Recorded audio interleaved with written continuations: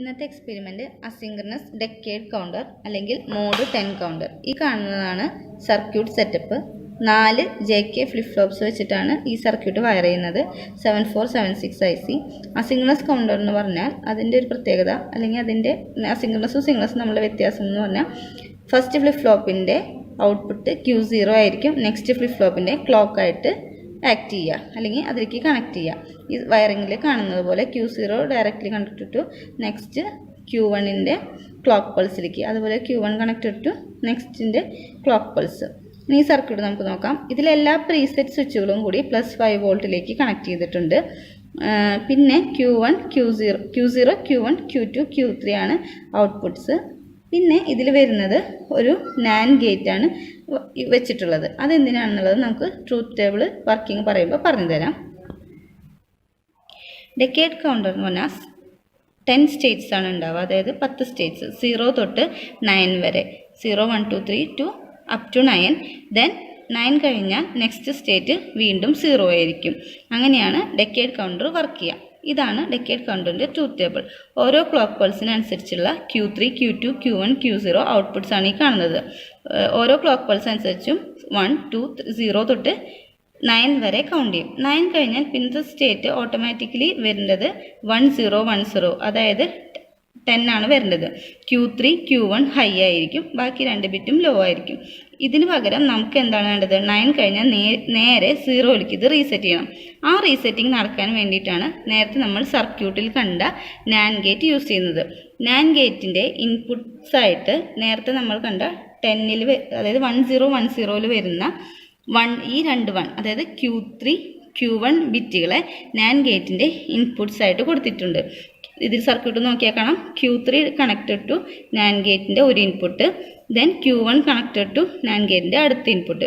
Then NAND ഗേറ്റിൻ്റെ output എല്ലാ flip ഫ്ലോപ്സിൻ്റെയും ക്ലിയർ ആയിട്ട് ആക്ട് ചെയ്യുന്നുണ്ട്. എല്ലാ ഫ്ലിപ്പ് ഫ്ലോപ്സിൻ്റെയും ക്ലിയറിലേക്ക് പോകുന്നു. അപ്പോൾ എന്താണ് സംഭവിക്കുന്നതെന്ന് വെച്ചാൽ 9 ഓട്ടോമാറ്റിക്കലി 1001 എന്നുള്ള സ്റ്റേറ്റ് കഴിഞ്ഞാൽ 1010 എന്നുള്ള സ്റ്റേറ്റ് വരുന്നതിന് മുൻപ് NAND ഗേറ്റിലേക്ക് ഈ 2 ബിറ്റ് 1 വരുമ്പോൾ NAND ഗേറ്റിൻ്റെ ഔട്ട്പുട്ട് 1 1 വന്നാൽ NAND ഗേറ്റിൻ്റെ ഔട്ട്പുട്ട് 0 ആണ്.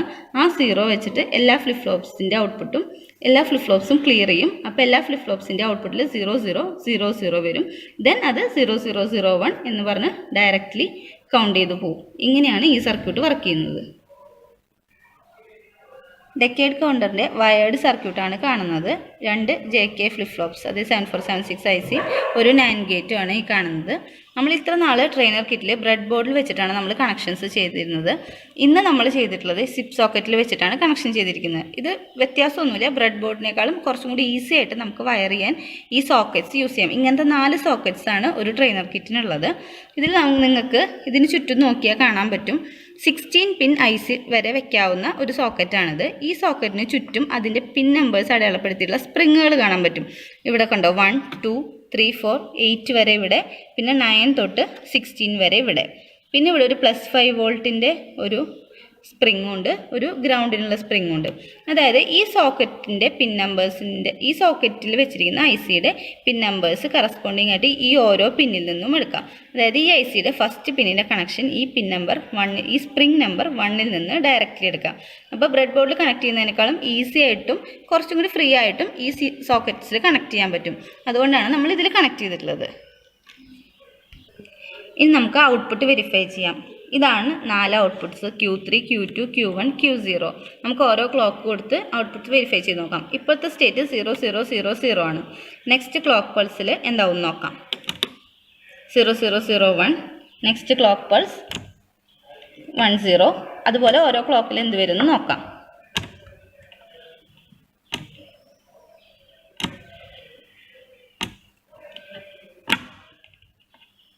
ഇപ്പോൾ 9 വരെ കൗണ്ട് ചെയ്തു. ഇനി നമുക്ക് വരേണ്ടത് എന്താണ്? നെക്സ്റ്റ് നമുക്ക് 10ൽ പോവാതെ നേരെ 0ലേക്ക് വേണം കൗണ്ടർ റീസെറ്റ് ചെയ്യാൻ. അപ്പോൾ നെക്സ്റ്റ് ക്ലോക്ക് പൾസ് കൊടുത്ത് നോക്കാം. ഓക്കെ, ഇപ്പോൾ 0. ഇനി നെക്സ്റ്റ് ക്ലോക്ക് പൾസ് 1. ഇങ്ങനെയാണ് ഈ കൗണ്ടർ വർക്ക് ചെയ്യുന്നത്. ഇത് ഇനി ഇങ്ങനെ കണ്ടിന്യൂസ്ലി കൗണ്ട് ചെയ്തുകൊണ്ടിരിക്കും.